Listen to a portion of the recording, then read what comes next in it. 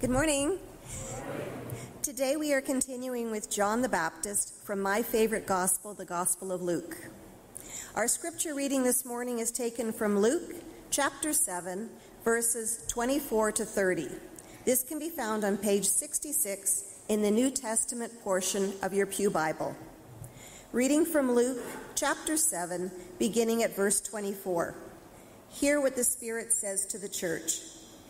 When John's messengers had gone, Jesus began to speak to the crowds about John. What did you go out into the wilderness to look at? A reed shaken by the wind? What then did you go out to see? Someone dressed in soft robes? Look, those who put on fine clothing and live in luxury are in royal palaces. What then did you go out to see? A prophet? Yes, I tell you, and more than a prophet. This is the one about whom it is written, "See, I am sending my messenger ahead of you, who will prepare your way before you." I tell you, among those born of women, no one is greater than John, yet the least in all the kingdom of God is greater than he. And all the people who heard this, including the tax collectors, acknowledged the justice of God because they had been baptized with John's baptism. But by refusing to be baptized by him, the Pharisees and the lawyers rejected God's purpose for themselves. This is the word of the Lord.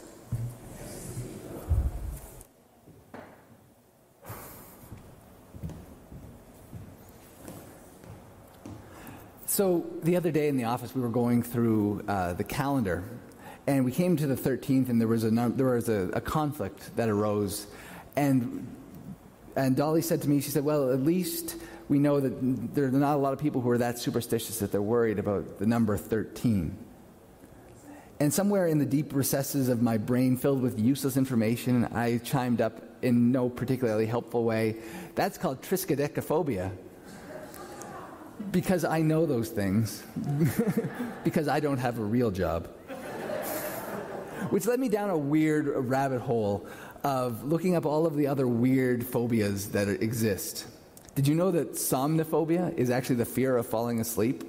That there are people who are afraid. There are enough people who are afraid of falling asleep that they have a named condition for it. Coulrophobia is the fear of clowns. Hylophobia is the fear of trees, because why not? Nomophobia, and this is a great one for my generation, the fear of being without cell phone coverage. Papaphobia is the fear of the Pope. Paganophobia is the fear of beards. I'm not sure if that makes it any better. And trypophobia is the fear of holes. That didn't really have anything to do with anything. I just thought those are fun facts to share. Because fears are kind of the ultimate expression of subjectivity. What scares someone seems silly to someone else. They're irrational, and we know it consciously. We know that our fear of water is not founded in anything rational or sensical. But that doesn't stop it from scaring us. And so it's hard to talk about fear in any kind of a meaningful way, because what scares you might be fun for me.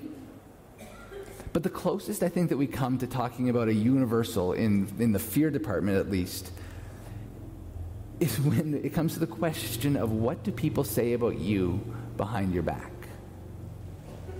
Or to put a more churchy spin on it, what would Jesus say about you behind your back? Even letting the question hang in the air, you can feel the tension in here kind of rise. Our collective butt cheeks shrink up a little bit.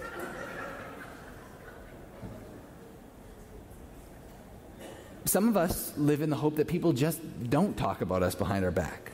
We want to fly under the radar, and enough that we don't really warrant this being the subject of a conversation. We want people to think of us as nice and inoffensive and normal.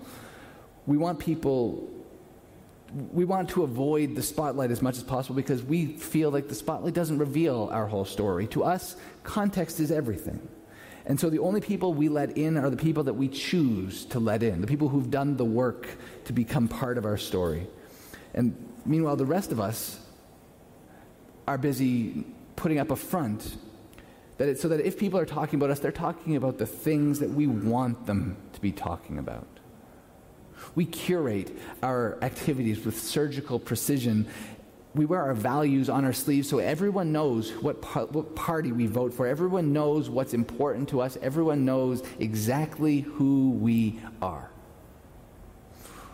We don't avoid the spotlight. We shine our own spotlight on what we do to keep people looking in the places we want them to look. But both of those are articulations of people who are afraid of people talking about them behind their back. Because neither of those responses are actually who you are. Whichever camp you fall into, neither of those are full articulations of who you are as a person. We tend to waver between camouflage and cover-up. Because we all have the same conversations with ourselves when we look in the mirror every morning. We all live with some amount of shame. We all live with some degree of doubt. We all have our own insecurities and our own anxieties. We all feel insufficient for the work that we have at hand because deep down we know who we really are. And deep down, I think that scares us, at least a little bit. Because that's what makes the question so scary. What happens when you're not talking about a neighbor you can hide from? And what happens when you're not talking about a coworker that you can redirect? What happens when someone sees you the way you see yourself? What happens when that person refuses to lose sight of you? What happens when someone else knows you better than you know yourself, knows the number of hairs on your head, and actually made you the way you are? What happens when that person knows you well enough to see through your best defenses? What happens when camouflage and cover-up just don't cut it? Because when everything else is taken away, character is all that's left. When the baptizer's messengers depart, Jesus does exactly what all of us are afraid of deep down.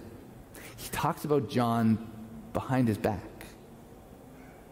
And the baptizer actually gets a glowing review.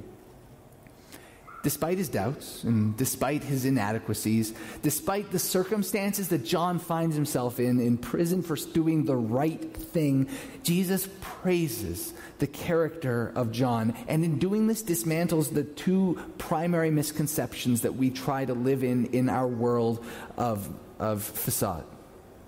That neither perception nor reputation are adequate substitutes for real, authentic Christian character.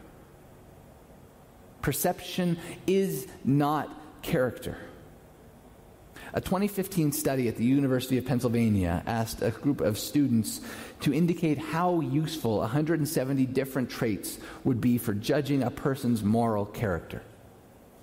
When subjects judged real people from their own lives or famous individuals with whom they were acquainted, such as politicians, their overall impressions were most strongly predicted by the ratings of the target individual's moral traits. To the surprise of the researchers, the pure moral traits like honesty were the strongest predictors of impressions, more so than the traits that blended morality and warmth. And the pure warmth traits like sociability had little independent predictive power once ratings for moral character traits were statistically accounted for. All of that is fancy speak for the fact that perception is the act of being seen without being known. It's the picture you get from an encounter with someone who only has access to part of your story. It's a simplified view of complex people. As the poet Walt Whitman once put it, "Do I contradict myself? Very well, then I contradict myself, for I am large, I contain multitudes." Perception is the view we take of people based not on information we have gotten from them, but information we have gotten from someone else, who got it from someone else, who got it from someone else, who then themselves got it from them. Perception is the way we view celebrities and politicians. It's the experience we have of our neighbor who always seems to come home late at night and makes us wonder why. Or it's the perception of the family who sits in church and that always seems tired and overwhelmed. Perception is not character because perception is a gateway to judgmentalism. Perception is the act of editing someone else's story without having being written into it.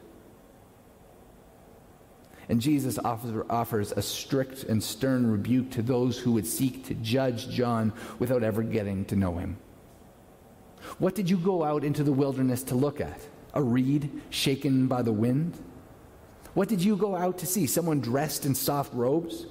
Look, those who put on fine clothing and live in luxury are in royal palaces. They're not out being prophets in the countryside. They're not doing the things that John the Baptist is doing. You went out, Jesus is saying, looking for someone that would fit into your preconceived ideas about what a prophet or a teacher should look like. You wanted someone to give you the information you already had, to make the gospel palatable. You thought it was John's job to make the message safe and friendly and accessible. It wasn't. John could have been those things. He could have gotten a job as a temple worker. He could have gotten a job being a court priest. He could have made his message more seeker-friendly instead of calling his hearers broods of vipers and whitewashed tombs. But John had too much character for that. John had a laser focus on the vision that God had given him, the reason that God had gifted him the way God had, the reason God had made him exactly the way God wanted him to be, to say exactly what God wanted him to say. And at the end of the day, that was all Jesus cared about. John wasn't interested in whether or not people liked what he had to say. He was interested in whether or not his message was faithful to the one he was called to stand in for. Perception sends us into hiding mode. It causes us to guard our hearts and to refuse to let people build real or lasting relationships with us because we're scared at the end of the day of their perception. We're scared at the end of the day of being really, truly seen. Placing perception over character causes us to keep our circle small because small is safe, because small can be controlled, because small keeps us at the center. But character calls us out of hiding. Real character wipes away all of our camouflage and invites judgment because it believes at the end of the day that the only judgment that actually matters is the one we get from God. The God that we as a church are called to represent. With John, are we being faithful stewards of the message that God has entrusted us with? Or are we hiding from the spotlight of judgmental people? Character means never needing to camouflage because perception is not a substitute for character. Neither, frankly, is reputation. Reputation is perception's counterpoint. It's the act of being known without really being seen. I thank God regularly that none of you actually knew me in high school. Beth is included in this mix. When Beth and I were first married, we moved to the town I grew up in Nova Scotia. I was seeking my first call to a church and trying to figure out this whole being married thing. But the place we decided to worship quickly became a source of tension between me and my family because it wasn't the church I grew up in. I didn't want to worship in the church I was raised in because they knew me. They knew me as the kid who picked fights during Sunday school and who shoved Mike Reed through a piece of drywall. They knew me as the kid who broke into the youth room and stole all the snacks. They knew me as the kid who had more questions than the teacher had answers, and who just refused to ever sit still. But what all those things had in common was that they knew me in a very specific time in my life. They knew me when I was a kid. Whoever I was and whoever I was becoming, I didn't want who I had been to follow me around like a shadow. Felt like Pigpen being chased by his cloud. If perception causes us to go into hiding, then reputation causes us to redirect. To shine our own spotlight on the things and pieces and people that we want others to focus on. But even good reputation is like a boxer with a glass jaw, because reputation is not a substitute for character. Reputation is only ever as strong as its weakest component. And so when we rely on reputation instead of cultivating real, authentic Christian character, we are forcing ourselves to live lives of roided out anxiety, where every step and every action, every possible outcome is taken over by the question, how is this going to affect my reputation? Instead, Jesus invites us here in this morning's reading to be set free from that tyranny. For John the Baptist, he says, came drinking, eating no bread and drinking no wine, and you said about him, he has a demon. You knew him without seeing him. And then you said, the Son of Man has come eating and drinking, and you say, look, it's a glutton and a drunkard, a friend of tax collectors and sinners. You knew him, but you didn't see him. Nevertheless, wisdom is vindicated by her children, which is another way of saying character wins in the end. Character proves itself over and against perception, over and against reputation, over and over and over again. Character is the you that remains when everything else is stripped away. It's the eulogy you write while you're still alive. It's the sum of the choices made in pursuit of your bigger picture, your worldview, your kingdom. Character is simply what you do when no one else is around. So how then do you develop your character? Because no matter how much you might want to, you can't wake up tomorrow and be a different person. For my money, the best wisdom I've found in this on cultivating character comes from a 19th century American Anglican bishop who reminds us that you reap, that Jesus said you reap what you sow, but that doesn't mean that seeds spring out of the ground unchanged. Plant a thought, he said, and you reap a word. How you think about the world affects the way you talk about it. If you think that God needs your help and is simply incapable of working miracles and doing wonders and doing more with less than you ever thought possible, you will talk about God in smaller and smaller ways. And plant a word, and you will reap an action. The way you speak will affect the way you act. If you talk about God in small ways, you will never seek to do anything great for God. You will never leave the boat. You will never try to walk on water. You will never dream bigger and more elaborate dreams. Plant an action, and you'll reap a habit. Do the same thing over and over again. Live the same small, insignificant life, and you will develop a habit of repeatedly, radically underestimating God. Plant a habit, and you reap a character. The habits that you cultivate will shape the person that you are. Character is formed by the way we think, by the way we see the world, and by the choices that we make as a direct causal result of that thought. That's why the Apostle Paul urged the early church to take captive every thought and bring it in line with the throne of God. Maybe you've heard the more famous version of Bishop Beckwith's sermon.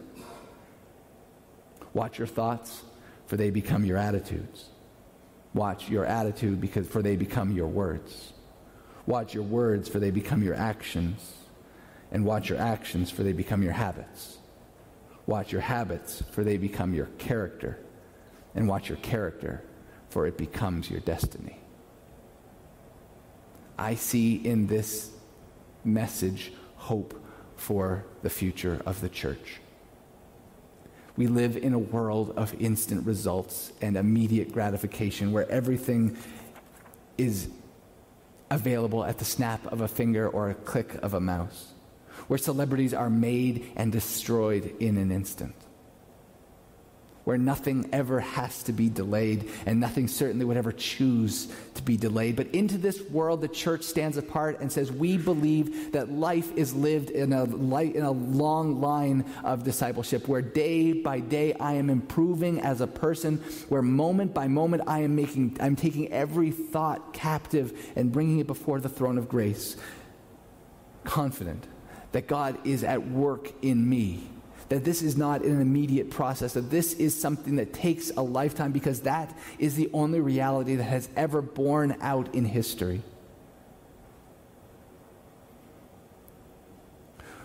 That if we as a church stand apart, like John the Baptist stood apart, where we become a character who develops, where we become a community who develops character together over time, who even Jesus can talk about behind our back, that the fundamental conviction that I have, the one belief that keeps me going, that is that God is not finished with St. Andrews yet,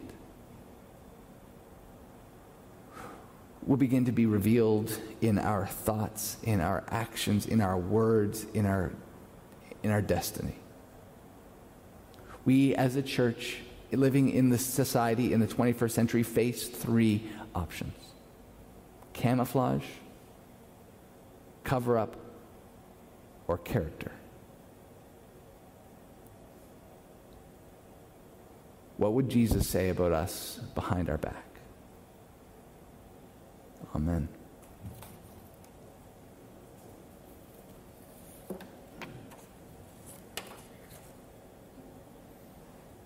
Let us continue. Let's respond to God. This morning, we worship in song, number 774.